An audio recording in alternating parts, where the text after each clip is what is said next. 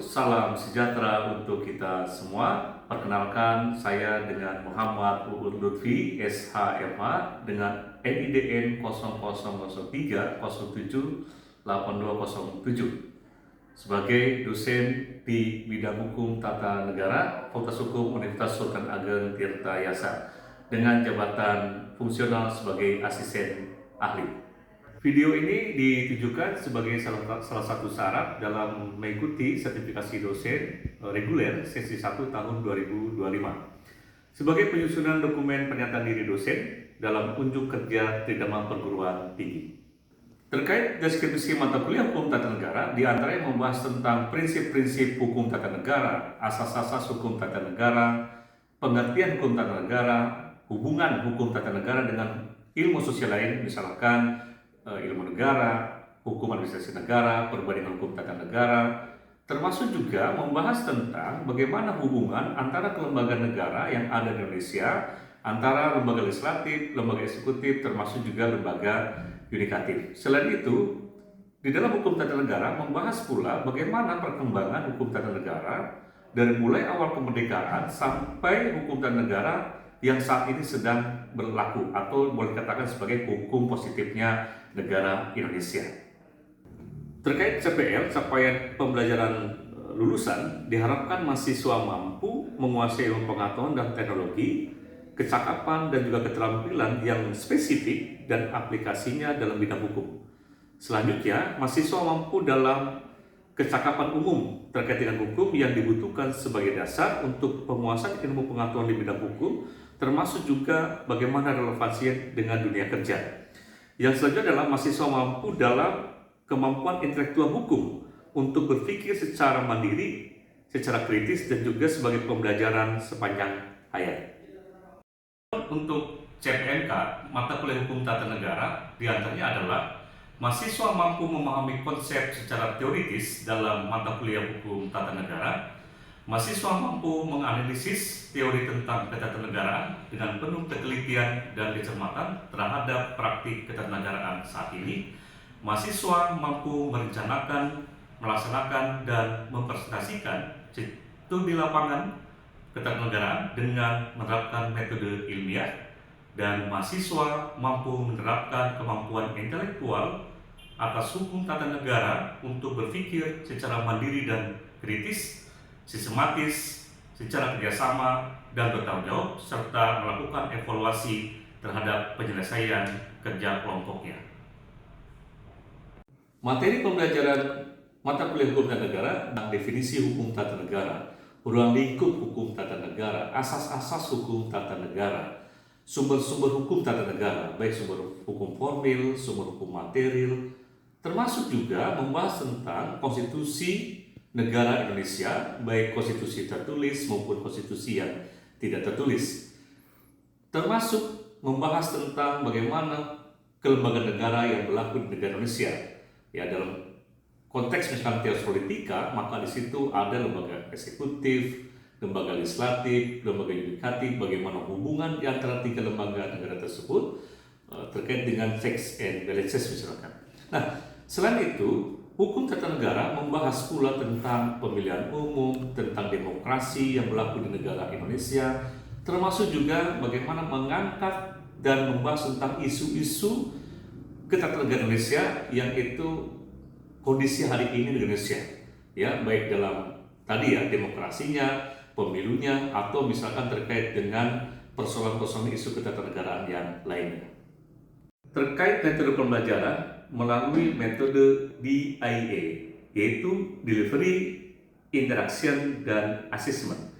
Delivery yang dimaksud di sini adalah bagaimana dosen menyampaikan materi-materi perkuliahan yang menyangkut tentang hukum tata negara kepada mahasiswa, agar mahasiswa memahami materi yang disampaikan oleh dosen. Selanjutnya adalah interaction. Ini bagian daripada bagaimana memberikan ruang kepada mahasiswa untuk menyampaikan pendapatnya, untuk menyampaikan pertanyaan, agar mahasiswa pun juga lebih berpikir kritis terkait dengan permasalahan ketatanegaraan. Dan dengan pendekatan interaction ini, maka kita dapat melihat bagaimana kemampuan dan wawasan mahasiswa dalam menyikapi perkuliahan itu sendiri. Nah, Selanjutnya adalah asesmen. Asesmen tentu sangat penting untuk dilakukan. Ini untuk mengevaluasi dan mengukur sejauh mana kemampuan mahasiswa, sejauh mana mahasiswa menyerap materi perkuliahan, itu melalui misalkan tugas resume, tugas kelompok, termasuk juga dalam penyelenggaraan UTS dan UAS itu sendiri. Untuk komponen penilaian itu sendiri, diantaranya terbagi ke dalam 3 bagian. Pertama adalah ujian tengah semester dengan bobot 25%, ujian akhir semester dengan bobot 25%, dan case method dengan bobot 50%. Untuk penunjang mahasiswa dalam memahami materi mata kuliah hukum tata negara, maka perlu ada referensi yang disampaikan kepada mahasiswa. Di antaranya buku-buku yang dikeluarkan atau ditulis oleh para pakar hukum tata negara, Profesor Jimna Sidiki, pokok-pokok hukum tata negara, Profesor Hikmatul Huda, hukum tata negara Indonesia, termasuk juga para pakar hukum tata negara lainnya.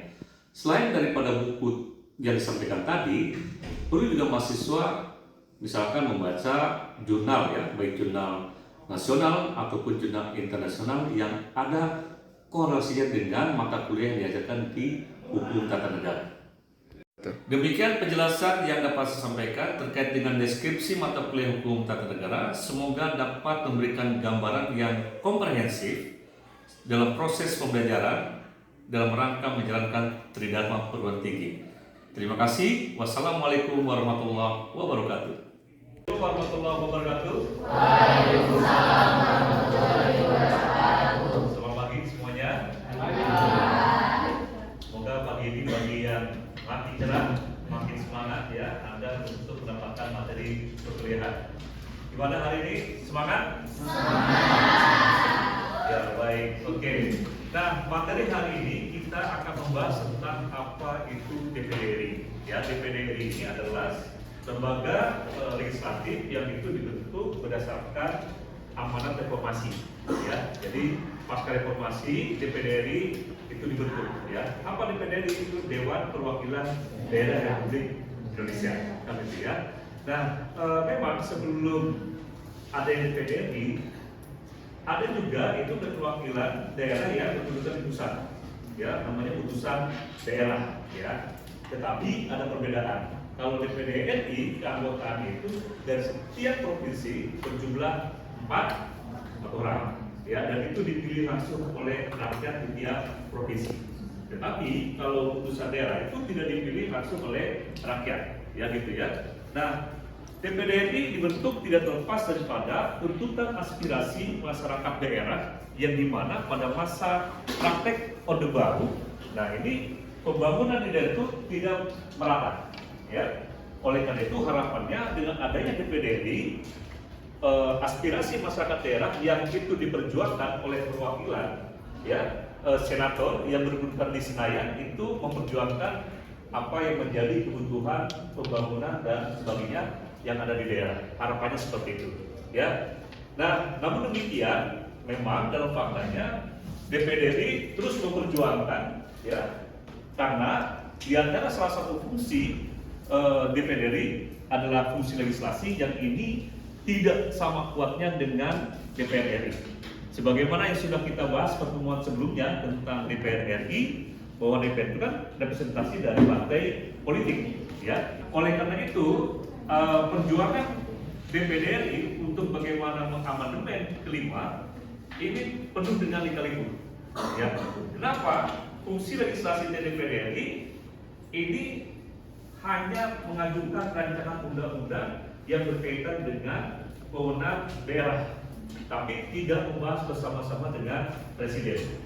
Beda halnya dengan DPD RI yang sebagaimana sudah dibahas sebelumnya bahwa DPD RI, ya, dan termasuk DPR memang punya fungsi legislasi, tapi DPR itu bersama-sama dengan presiden membahas rancangan undang-undang, ya, dan itu selanjutnya ditetapkan menjadi undang-undang.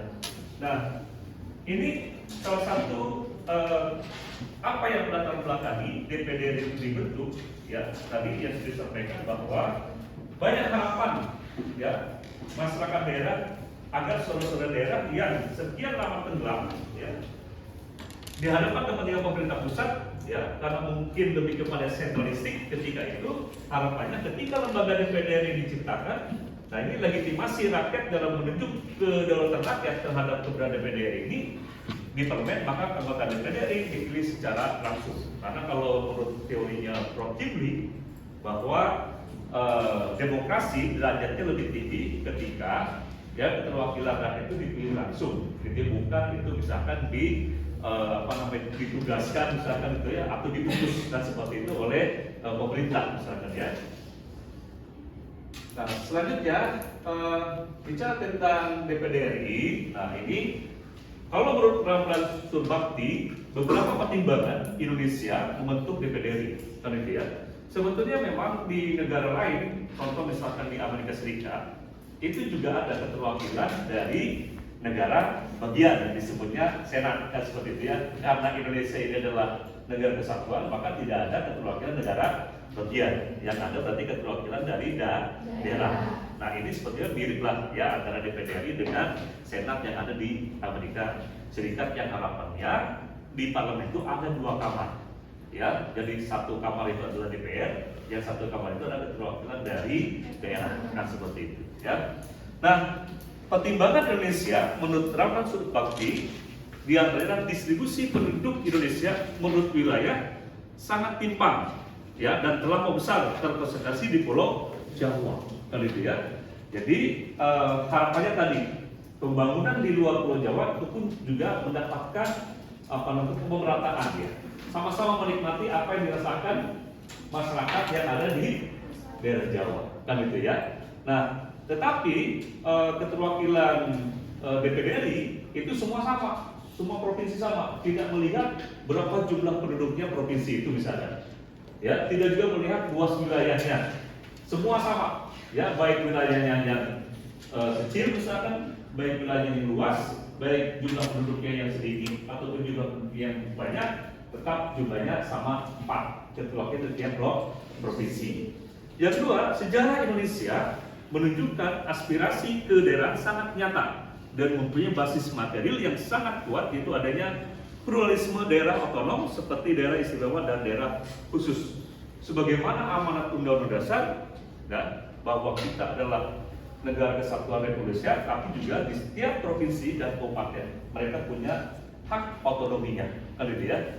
Nah, agar daerah-daerah ini tetap itu dalam bingkai NKRI, ya, jangan sampai terjadi disintegrasi bangsa, maka saya kira memang sudah tepat ketika ada keterwakilan dari setiap daerah itu yang duduk di pusat, kan itu kan, dan itu bagian daripada bagaimana menjaga keutuhan NKRI, kan itu ya.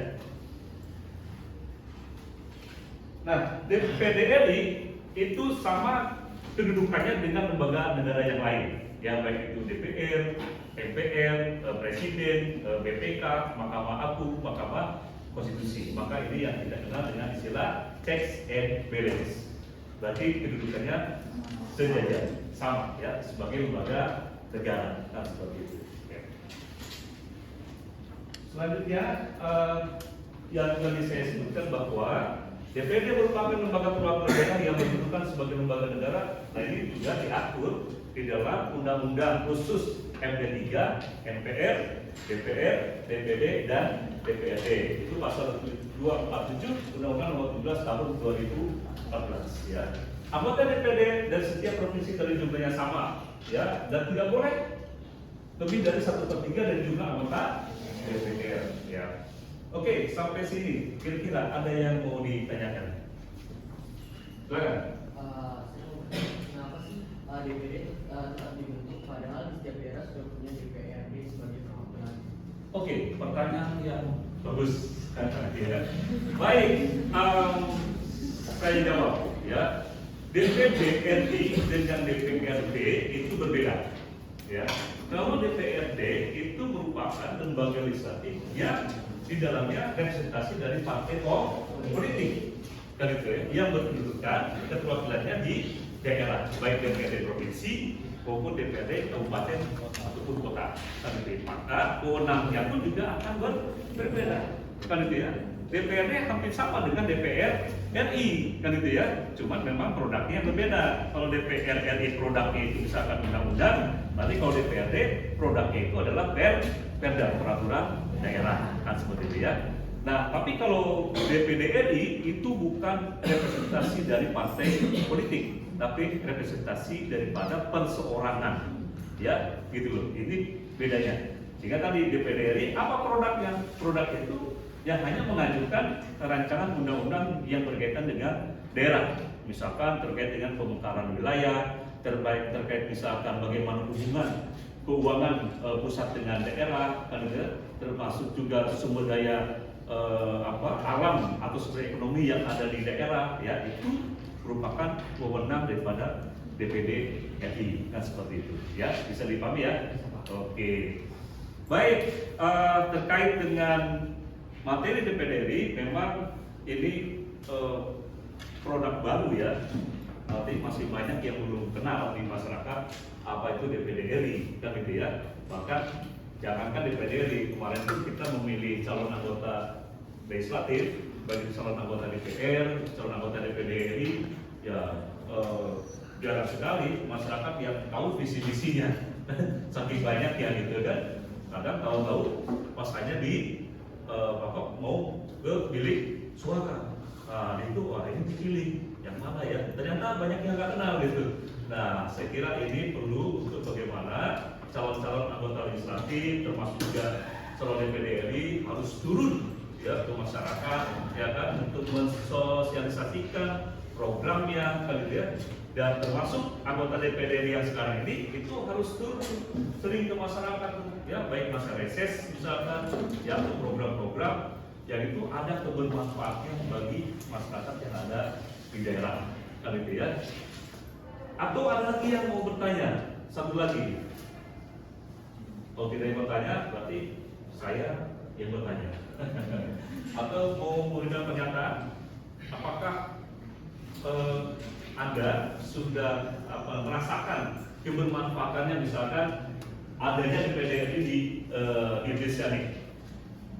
Atau jangan-jangan Anda nggak tahu apa itu, siapa yang jadi anggota DPD RI di Provinsi Banten misalnya? Ada nggak kebermanfaatannya dirasakan itu? Enggak sih, Pak. Kenapa? Enggak ada merasa manfaatnya juga. Tidak ada merasakan manfaatnya.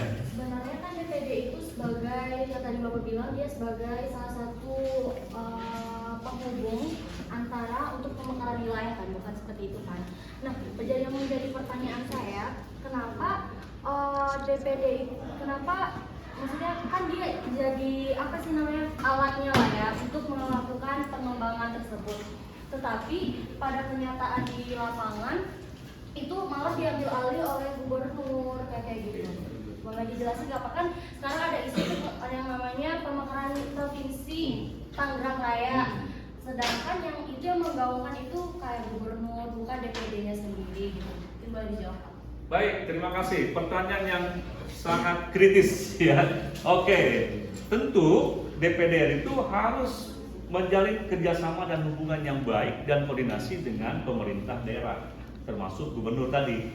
Ya, aspirasi pemekaran daerah misalkan tadi ya, Tangerang Raya contoh misalkan, pasti itu kan muncul daripada masyarakat yang ada di daerah Tangerang Raya, atau mungkin juga ya para petinggi misalkan, pejabat ya, bisa juga kan, atau para elit politik yang menginginkan adanya pemekaran, kan itu ya. Tapi memang kembali lagi ya, karena pemekaran Tangerang Raya itu harus ada payungnya, nanti adalah undang-undang. Siapa yang diberi kewenangan oleh konstitusi ya, itu adalah DPD RI ya, untuk mengajukan rancangan undang-undang. Tapi DPD RI haruslah itu ya mendengarkan ya aspirasi tadi, baik masyarakat maupun juga para penyelenggara dan penyelenggara negara yang ada di daerah, termasuk dari gubernur, kan juga. Ini harus satu suara nih. Ya, kalau misalkan itu bertolak belakang, ya gubernurnya misalkan kencang untuk terjadi pemekaran wilayah, tapi DPD-nya misalkan masih mempertimbangkan dari aspek yang lain ya, anggaran misalkan ya, SDM dan segala macam. Nah Nah, ini kan sulit. Tapi kalau harmonis, ya antara gubernur dengan DPD RI misalkan Provinsi Banten dan mereka berjuang sama-sama, saya kira ini menjadi kekuatan yang besar dan itu bisa saja mempengaruhi kebijakan yang ada di pusat. Tapi intinya itu adalah ranahnya DPD RI untuk mengajukan rancangan undang-undang itu. Ya. Baik, terkait dengan materi selanjutnya di pertemuan berikutnya kita akan membahas tentang lembaga eksekutif. Ya, tentu lembaga eksekutif pun ini mempunyai peranan yang sangat penting dalam penyelenggaraan negara di Indonesia, apalagi kita sistem pemerintahnya adalah sistem pemerintahan presidensi. Nah, oleh karena itu saya memberikan tugas kepada Anda untuk merangkum ya apa itu lembaga eksekutif, ya baik yang ada di pusat maupun lembaga eksekutif yang ada di daerah. Tapi tentu tidak harus dipelajari. Ya, artinya apa yang menjadi isu-isu terhangat hari ini terkait dengan lembaga eksekutif. Ya, baik itu misalkan apa? Tadi yang tahu? Kira-kira isu terhangat tentang lembaga eksekutif? Pemakzulan. Oh, pemakzulan. Ya. Ini pemakzulan wakil presiden kan ada upaya ya dari elemen masyarakat ingin memakzulkan wakil presiden. Nah, ini menarik. Nah, inilah ranahnya daripada pembahasan lembaga eksekutif. Tapi tentu dalam konteks pemakzulan itu ada keterkaitan dengan lembaga lain. Ya, DPR, Mahkamah Konstitusi, termasuk itu MPR. Ya, mudah-mudahan ketika saya memberikan tugas, Anda lebih semangat lagi, ya, untuk mempelajari, ya, meresum, ya, sehingga nanti pertemuan berikutnya kita membahas itu dan Anda bisa presentasi. Saya kira itu apa yang bisa saya sampaikan dalam pertemuan ini. Kurang lebihnya mohon maaf. Bila tertulis, Assalamualaikum warahmatullahi wabarakatuh. Waalaikumsalam warahmatullahi wabarakatuh.